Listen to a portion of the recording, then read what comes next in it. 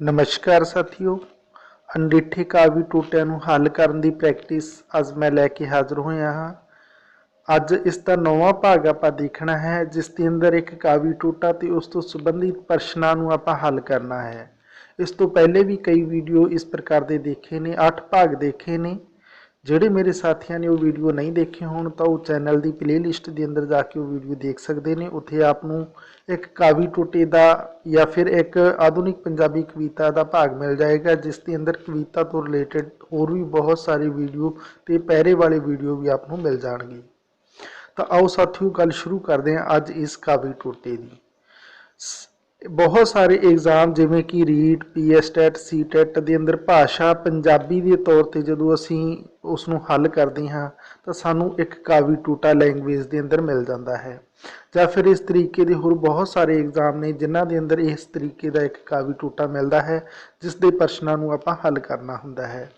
तो अज आपां ये जो कावी टोटा देखना है तो सब तो पहले इसनों आपां पढ़ांगे, पढ़न तो बाद आपां इसके प्रश्नों की गल करांगे।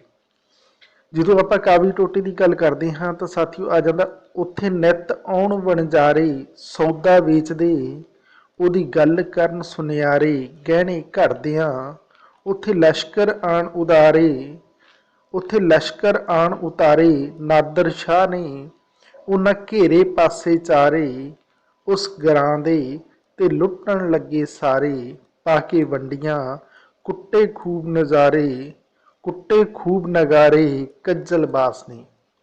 तो साथियों जिमें कि इस कावी टोटे को पढ़ते बहुत हद तक अंदाजा हो गया होगा कि ये अंदर किसी युद्ध का वर्णन हो रहा है, किसी ऐसे कहान की गल की जा रही है जो दो धिरां दे विचाले टकराव पैदा कर रही है। कोई युद्ध का वृतांत, कोई फौज उतारन की गल हो रही है। इस तरीके का दृश्य बनया जा रहा है जिवें कि कोई ये वार दे विचों लिया गया होवे या फिर इसनूं जंगनामे चों आपां कह सकते हैं। ये एक अंदाजा लगाने के लिए है। इत्थे मैं ये गल कहांगा अपने सारे विद्यार्थियों को कि जेकर सानू पहली बार के अंदर ही कावी टोटा समझ के अंदर ना आवे तो असीं दूसरी बार जरूर इस कावी टोटे को पढ़ना है। तो पढ़ते समय वो शब्दों को अंडरलाइन कर लो या गोल घेरा लगा लो जिन्हों का अर्थ तुहानूं समझ नहीं आया।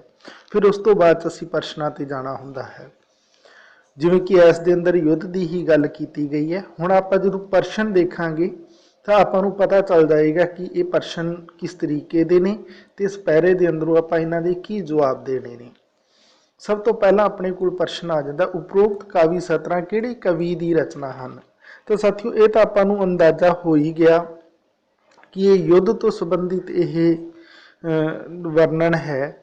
तो युद्ध तो संबंधित वर्णन है तो अमृता प्रीतम दियाँ, फिर आ जाता डॉक्टर हरभजन सिंह दियाँ, ईडी नंबर है सुरजीत पात्र दियाँ ते सस्सा नंबर है हजारा सिंह गुरदासपुरी दियाँ। तो साथियों ये है जिहड़ा एक युद्ध तो संबंधित कावी टोटा है तो यह लिया गया हजारा सिंह गुरदासपुरी की कविता के अंदरों। फिर इस तो बाद ये इस तरीके के जोड़े राइटर के बारे होंगे ने तो साथियों सानू असी अंदाजा तो लगा सकते हैं जिमें कि अमृता प्रीतम ने तो इदा का कुछ लिखा नहीं है, वो तो रोमांसवादी विचारधारा प्रकृति तो जुड़ी हुई सी। या फिर असी ये कहीए कि हरभजन सिंह भी उसकी भी कुदरती चित्रण के वाल सुझाव से। सुरजीत पात्र ने तो बहुत डूंघाई वाली कवितावां लिखियां सन तो युद्ध वर्णन वाला तो फिर अपने को एक ही यह कवि बचता है। तो इस तरीके नाल आपां एक अंदाजा भी लगा सकते हाँ क्योंकि आपां नूं ये पता होना चाहिए कि किहड़ा राइटर किस तरीके की रचना लिखता है।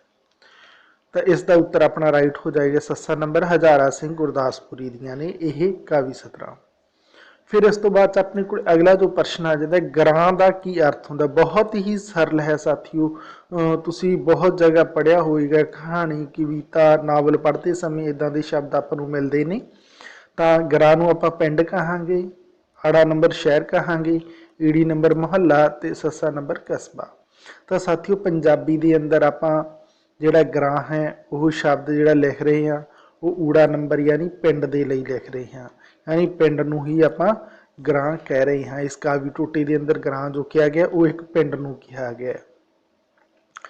फिर इस तो बाद अपने को जो अगला प्रश्न आ जाता है साथियों आपां वो देखना है। 3 नंबर प्रश्न है कि ईरानी सरदार का की नाम सी। बहुत ही वधिया प्रश्न है, इस कावी टोटे के अंदर आया है। जेकर किसी के ध्यान में ना गया हो तो आप सब तो पहले वो पैरा ही देख लेने, ईरानी सरदार का नाम जिमें कि इस दे अंदर आया हुआ है। इत्थे साफ तौर पर वो लिखा हुआ है कि ईरान के जोड़े ये हमलावर सन, उन्हें घेरे पासे चारे उस ग्रां दे यानी पिंड के चारे पास, पिंड नूं चारे पासों तो घेर लिया तो लुट्टण लगे सारे पाके वंडियां, तो फिर उन्होंने हिस्से वंड लए उस पिंड के, तो उस पिंड के अंदर चले गए उसनूं लुट्टण दे वास्ते।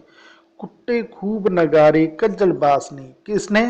कज्जलबास ने। ये कज्जलबास जो नाम आ रहा है ना साथियों, यही है, यानी यही एक वो ईरानी है जिसने इस पिंड के उपर हमला किया सीगा, उस दे अंदर शामिल सी, असीं ये कह सकते हाँ। तो ईरानी सरदार का नाम की सी? पैंदे खान। पैंदे खान का तो नाम ही नहीं आया इस कावी टोटे के अंदर। कज्जलबास, ईडी नंबर है मीर मन्नू, तो मीर मन्नू का नाम आया ही नहीं है। नादर शाह, नादर शाह का नाम नहीं आया साथियों, तो अपना राइट ऑप्शन की हो जाएगा? आड़ा नंबर हो जाएगा कज्जलबास। किसका नाम आया है? कज्जलबास। तो यह जिहड़ा है वो एक ईरानी सरदार है।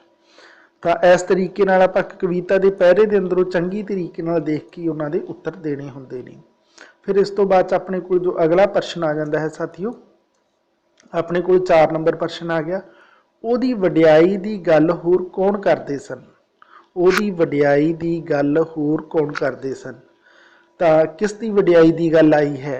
ਊੜਾ नंबर ਸੁਨਿਆਰੇ ਦੀ, ਆੜਾ नंबर तरखान ਦੀ, ਈੜੀ नंबर ਲੋਹਾਰ ਦੀ, ਸੱਸਾ नंबर ਵਣਜਾਰੇ ਦੀ। ਉਹਦੀ ਵਡਿਆਈ ਦੀ ਗੱਲ ਹੋਰ कौन करते सन? तो इसका राइट ऑप्शन अपने को की हो जाएगा? ऊड़ा नंबर हो जाएगा, यानी सुनियारी। इस तो इलावा पैरे नूं जरूर देख लिया करो, क्योंकि पैरे के अंदर वडियाई की जिहड़ी गल आई है वो किस दे बारे आई है? जिवें कि इत्थे आया होया है कि ओदी करन, ओदी गल करन सुनियारे गहने घड़दियां, यानी गहने घड़दे हुए सुनियार भी उसकी गल करते सी। उत्थे नित आउण वणजारे सौदा वेचते, यानी सौदा वेचण वास्ते तो उत्थे वणजारे आउंदे सी, पर उहदी गल यानी उसकी चर्चा कौन करदा सी? वो गहने घड़ते हुए सुनियार करते सी। तो इस तरीके नाल आपां इस पैरे के अंदरों ही छांटने ने, कोई मुश्किल नहीं है, बिल्कुल सरल जियां ने ये गल्लां। तो अपना इसका राइट ऑप्शन की हो जाएगा? ऊड़ा नंबर सुनियारी। फिर इस तो बाद अपने को जो अगला प्रश्न आ जाता है साथियों, 5 नंबर प्रश्न है जो आप देखना है, कौन उत्थे यानी भुच्चर पिंड हर रोज़ बाहरों आके अपना सौदा वेचते सन? हुणे आपां देखिया भी सी कावी टोटे के अंदर, यानी ये जिहड़ा पिंड की गल हो रही है साथियों, वो भुच्चर पिंड की गल हो रही है। ये एक इतिहासिक रचना असीं कह सकते हाँ, उसके अंदरों इतिहास के अंदरों लाई गई है कावी टोटे दीयां सतरां ने।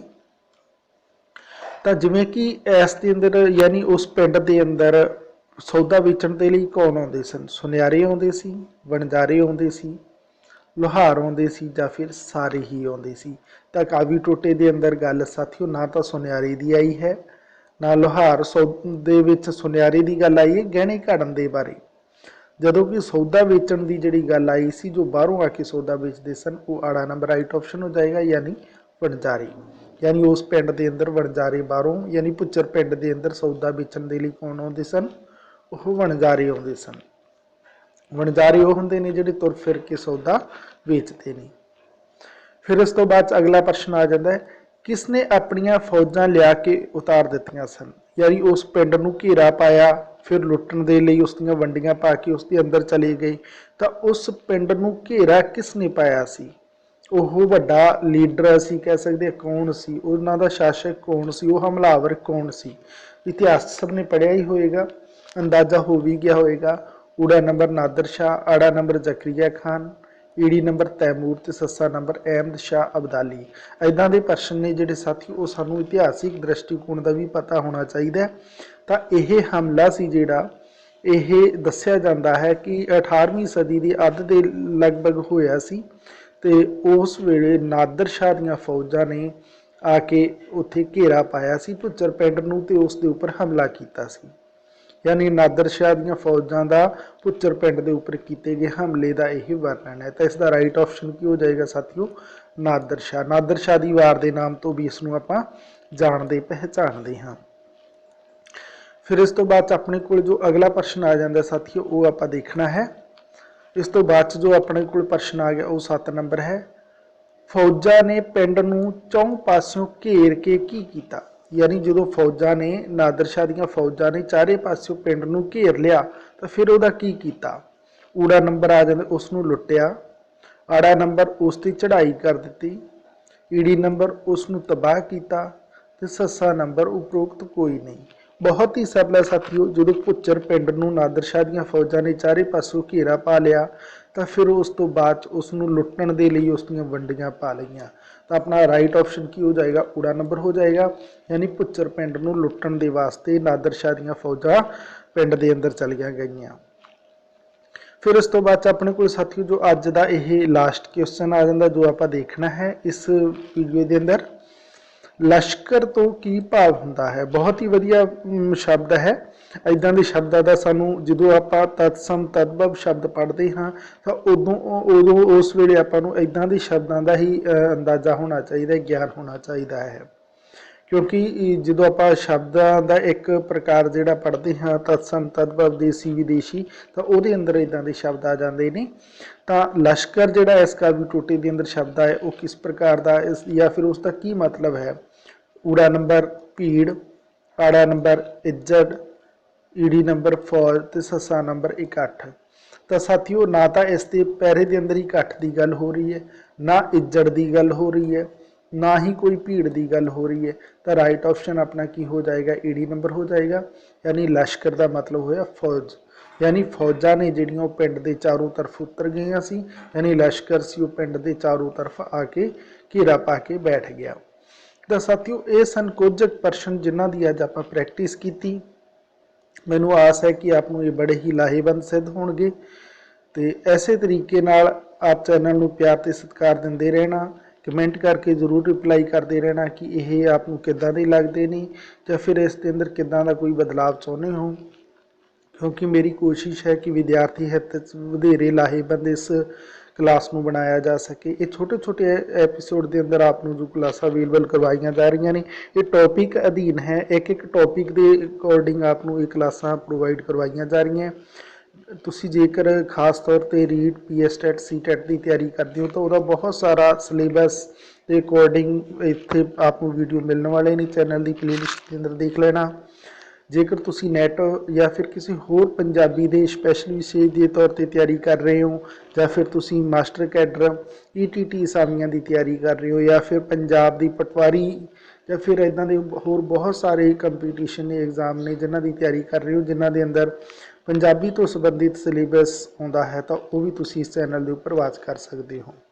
ऐसे तरीके नाल चैनल को प्यार ते सत्कार दिंदे रहना। मिलते हैं साथियों एक होर वीडियो के अंदर, उदों तक के लिए धन्यवाद साथियों।